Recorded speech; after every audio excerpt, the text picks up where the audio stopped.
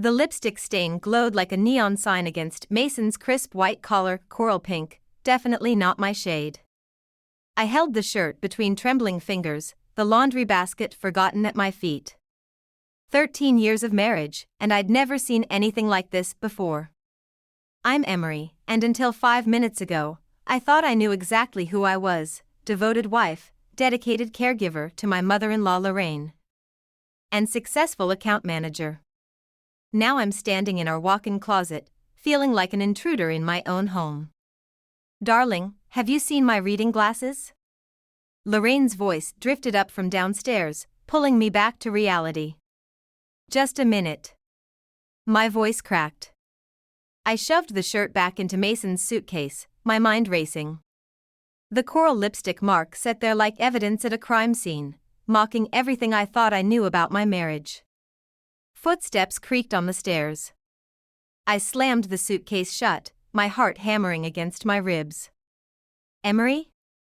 Lorraine appeared in the doorway, her silver hair perfectly coiffed despite her growing confusion about other things.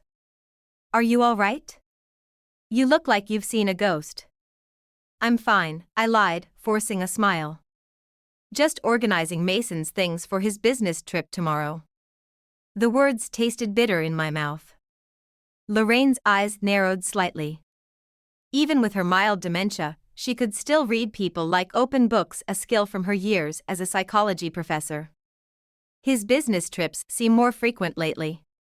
They do, don't they? I busied myself with the laundry basket, avoiding her keen gaze.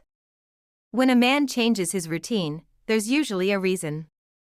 Lorraine adjusted her cardigan, her voice carrying a weight I couldn't quite interpret. And rarely a good one. My phone buzzed, a text from Mason, working late again. Don't wait up. Of course he was. I stared at the message until the words blurred, remembering how he'd kissed me goodbye this morning, his cologne still lingering on my cheek. Had he been with her then too? The coral lipstick woman who was leaving her mark on my husband's clothes? I found your glasses, I said to Lorraine, spotting them on the dresser. They were right here all along. She took them slowly, studying my face.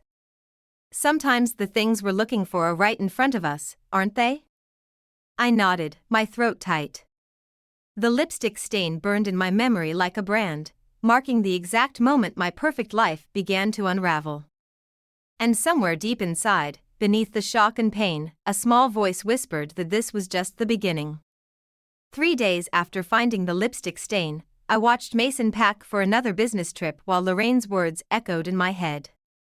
His movements were precise, methodical, everything folded just so, like always. The perfect husband routine felt like a carefully rehearsed play now. The Anderson account needs signatures by Friday, I said, testing the waters. Will you be back? Should be. He didn't look up from his packing. Though these meetings tend to run long. I gripped the doorframe harder. Funny, I called your office yesterday. Sandra said there weren't any client meetings scheduled this week. His hands stilled for just a moment. Different department. Marketing team needs support on the West Coast rollout. The lie rolled off his tongue so smoothly, I almost believed it. Almost.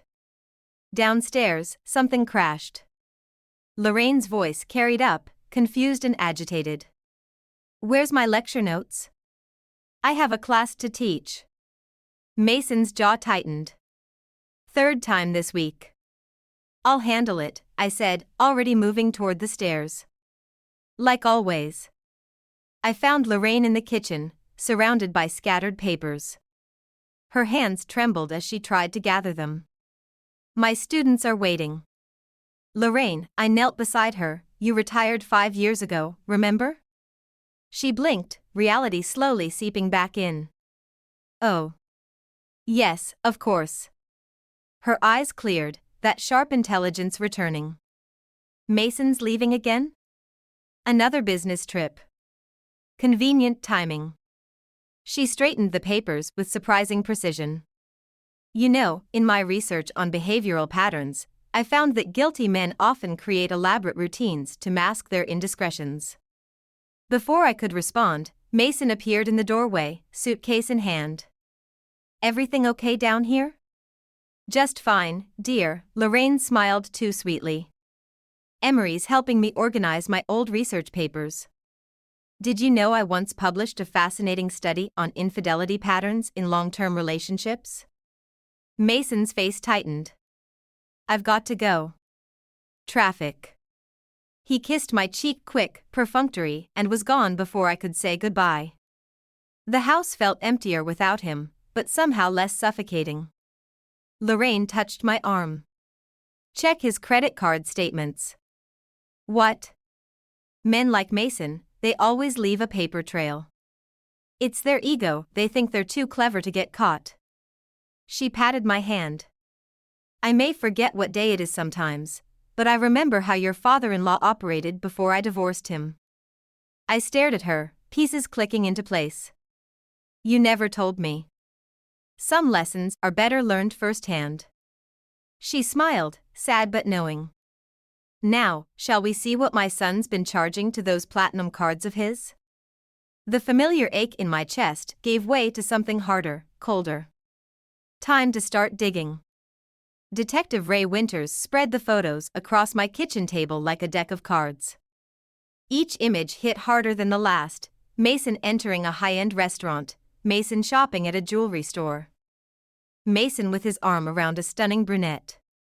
And there, in the final photo, the same woman holding hands with a young boy. Her name is Bianca Reynolds, Ray said, his voice gravelly with decades of delivering bad news. The boy is Oliver, 10 years old. She's been telling people he's Mason's son.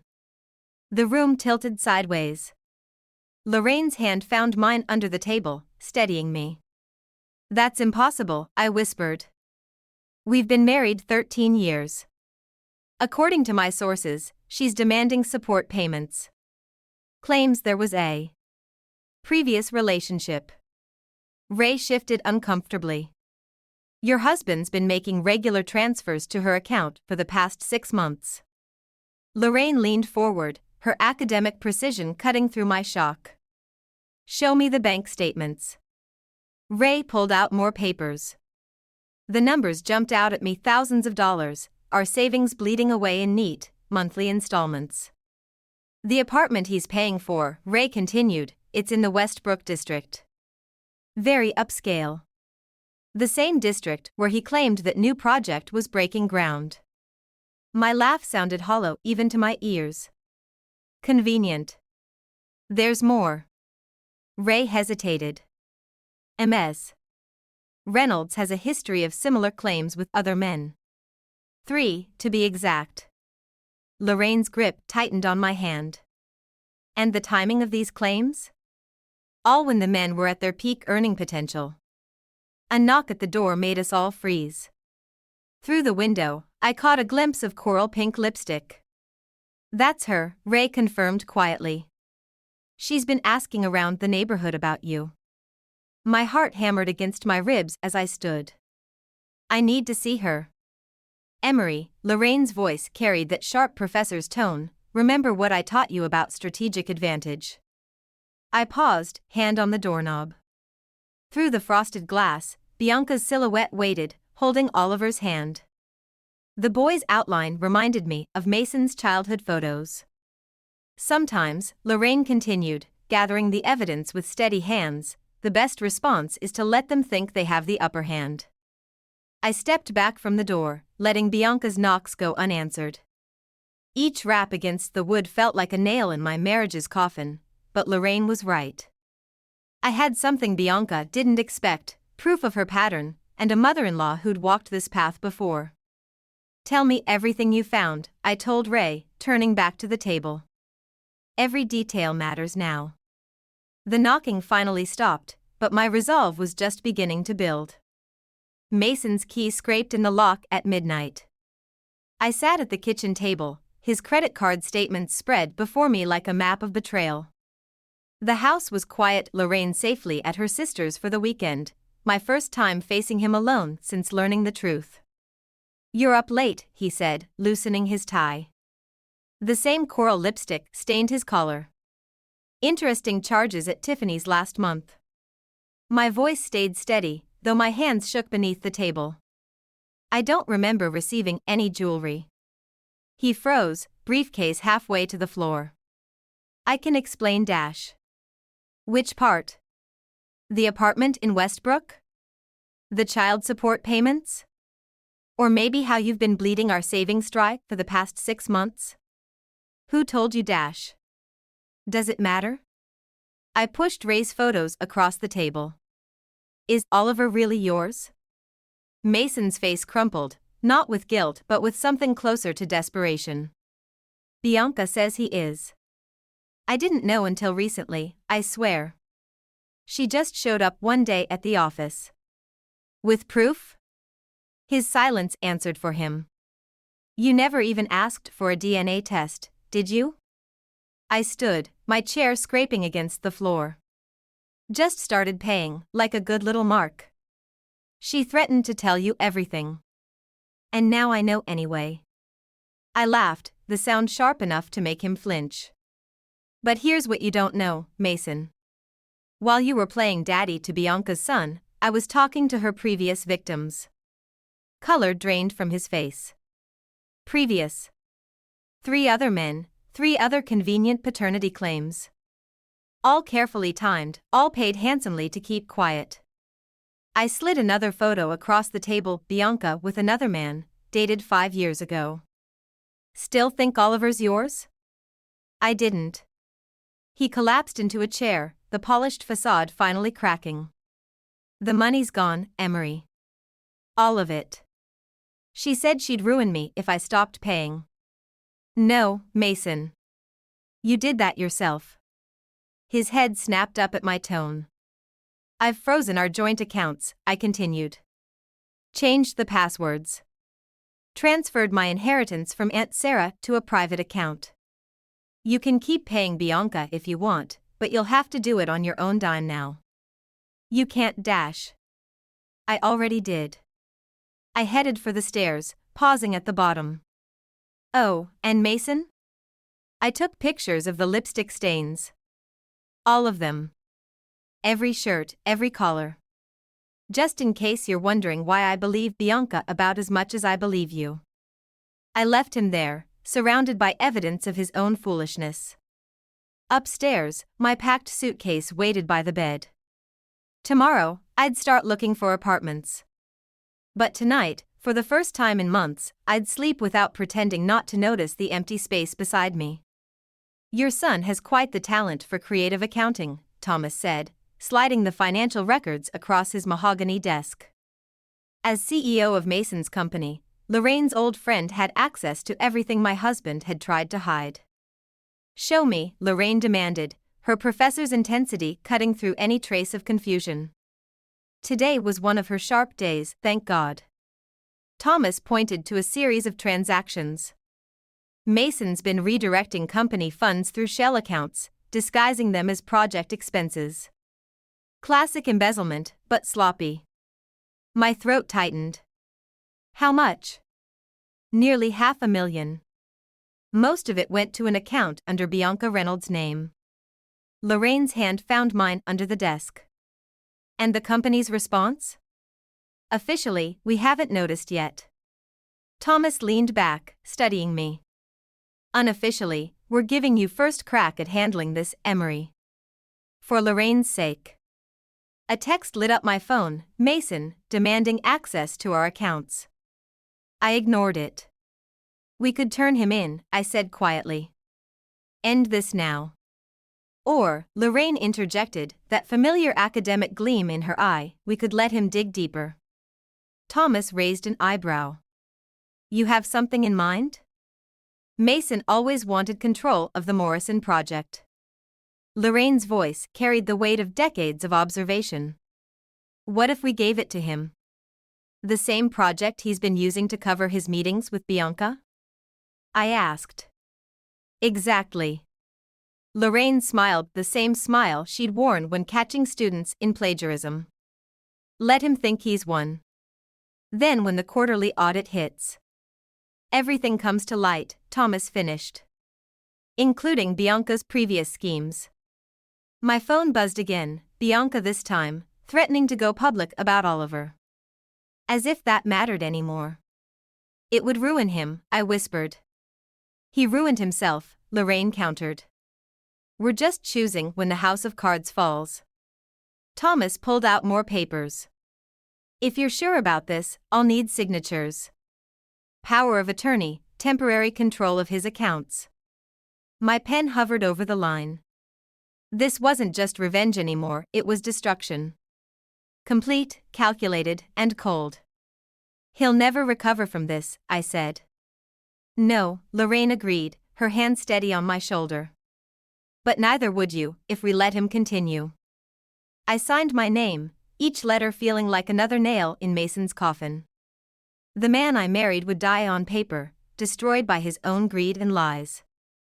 I'll have everything in place by Monday, Thomas promised. Outside his office, Lorraine gripped my arm. Remember what I taught you about justice? Sometimes it looks like revenge? No. Her eyes were clear, focused. Sometimes it looks like survival. The quarterly audit meeting felt like an execution chamber. Mason sat at the conference table, still wearing yesterday's suit, his usual polish cracking under the fluorescent lights. I watched from the back of the room as Thomas began his presentation. Discrepancies in the Morrison project accounts, Thomas announced, clicking through spreadsheets. Substantial ones. Mason's shoulders tensed. I can explain. Nearly $500,000, Thomas continued, funneled through various shell companies. The room temperature seemed to drop. Board members leaned forward, papers rustling. That's impossible, Mason stammered. The reports I filed were falsified. Thomas clicked to the next slide. Along with expense reports, client meetings, and... He paused, letting the silence stretch. Paternity claims. Mason's head snapped toward me. I met his gaze, steady despite my racing heart. The boardroom door opened. Bianca walked in, escorted by Ray. Behind them, Oliver clutched his backpack, looking small and lost. Ms. Reynolds, Thomas nodded. Thank you for joining us. Perhaps you'd like to explain the DNA test results? Bianca's coral lipstick trembled. I don't know what you're talking about. The test you ran 3 months ago, Ray spoke up. Before approaching Mr. Harrison about support payments. The one proving Oliver isn't his son. Mason stood so quickly his chair crashed backward. You knew? Of course she knew, Lorraine's voice cut through the chaos. She stood in the doorway, more lucid than I'd seen her in months. Just like she knew about the other 3 men she's pulled this scam on. Mom? Mason whispered. Don't mom me. Lorraine moved to stand beside me. I taught psychology for 30 years. Did you think I wouldn't recognize a confidence scheme? Oliver broke away from Bianca, tears streaming. You said he was my dad. You promised. The boy's pain hit me like a physical blow. This wasn't just about Mason anymore, we dragged a child into our revenge plot. Security will escort you out, Thomas told Mason. The police have questions about the embezzlement. As officers entered, Mason lunged toward me. You planned this. You and my mother, you destroyed everything. No, I said quietly. You did that yourself. But watching Oliver sob as his mother was led away. I wondered if we'd all destroyed something more precious than money or marriage, a child's trust in the adults around him. Lorraine gripped my arm. We did what we had to. Did we? I watched Mason being handcuffed, saw the same lost look in his eyes that Oliver wore. Or did we become exactly what we were fighting against? The victory felt hollow, tasting of ashes and coral lipstick. The holding cell smelled of disinfectant and despair. Mason sat across from me, orange jumpsuit replacing his designer suits, his carefully maintained facade crumbling like cheap plaster. You could still drop the charges, he said. Like Bianca dropped her paternity claim? I placed the DNA test results on the metal table between us. The moment Ray threatened to expose her previous scams, she disappeared. Left Oliver with child services. Mason's hands clenched. That boy trusted me. And I trusted you with our life savings. The words tasted bitter. Funny how trust works. I never meant dash. To get caught? Lorraine's voice cut through as she entered, leaning heavily on her cane. Or to destroy everything your father and I built? Mason recoiled. Mom, you're having one of your confused days, dash. No, son. She sat beside me, spine straight as a ruler. I'm seeing clearly for the first time in years. Your father's company, your marriage, that poor boy's heart, you broke everything you touched. The company was suffocating me. Mason slammed his palms on the table. Always measuring up to Dad's legacy, to your expectations, dash. So you measured yourself against a child's trust instead? I pushed Oliver's backpack across the table, left behind in the chaos. He drew pictures of you. Called you Dad even after Bianca ran. Mason's face crumpled. Where is he? Social services contacted his real father. Lorraine's voice softened. A teacher in Oregon who never knew he existed. He's flying in tomorrow. I could have. Mason started. Been his father? I finished. Like you were my husband? Or Lorraine's son? I loved you, he whispered. No. I stood, the chair scraping concrete. You loved the idea of us. The perfect wife, the successful career, the instant family with Oliver. But the moment anything required real work or sacrifice. The embezzlement charges will stick, Lorraine added. Thomas made sure of that. Mason's lawyer appeared in the doorway, signaling time was up. As we turned to leave, Mason called out. I did love you, Emery. Both of you.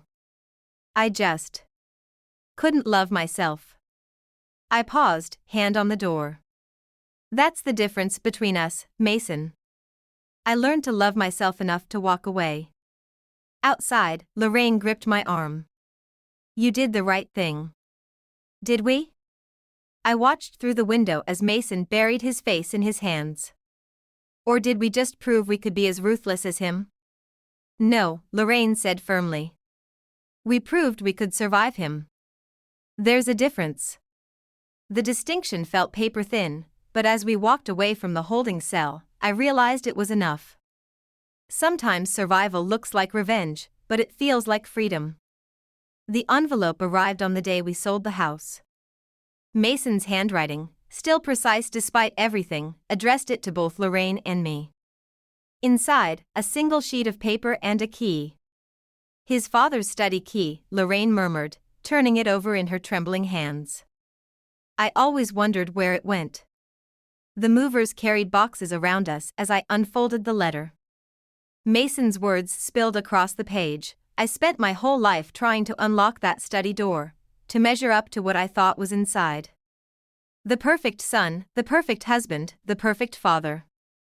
But I was already those things, I just couldn't see it through my own fear. Lorraine touched the coral lipstick stain I'd kept framed on the wall like a warning.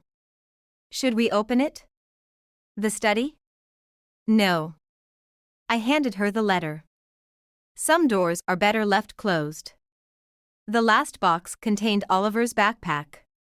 His real father had sent a photo Oliver smiling on a fishing trip, healing already visible in his eyes. I tucked it inside the pack alongside Mason's letter, then carried everything to the donation pile. You're not keeping anything? Lorraine asked. I'm keeping what matters. I helped her toward the door, where Thomas waited to drive us to our new apartment. The lesson, not the pain. And what lesson is that? Before I could answer, Ray appeared on the porch, holding a manila envelope. Final paperwork from the court. Mason's sentencing is set. Keep it, I said. Ray blinked. Don't you want to know, Dash? No. I locked the front door one last time. Whatever the sentence, it won't change what happened. Or what happens next. And what happens next? Lorraine's voice carried that professor's tone, testing rather than asking. I thought about Mason's letter, about Oliver's smile in that photo, about the coral lipstick stain that had started everything. We stopped measuring ourselves against other people's betrayals. As we walked to Thomas's car, Lorraine squeezed my hand. You never answered my question. What lesson are you keeping? I watched our reflection fade in the house windows, not a wife and mother-in-law anymore. But something stronger forged in the aftermath of Mason's choices. That revenge might look like justice, I said, but forgiveness looks like freedom. Lorraine nodded, tucking Mason's study key into her pocket. Some doors would stay locked, some questions unanswered. But as we drove away from the house that had witnessed both betrayal and redemption, I realized that maybe those unanswered questions were the answer themselves. Behind us, the coral lipstick stain caught the sunlight one last time, then disappeared into the moving truck's shadows.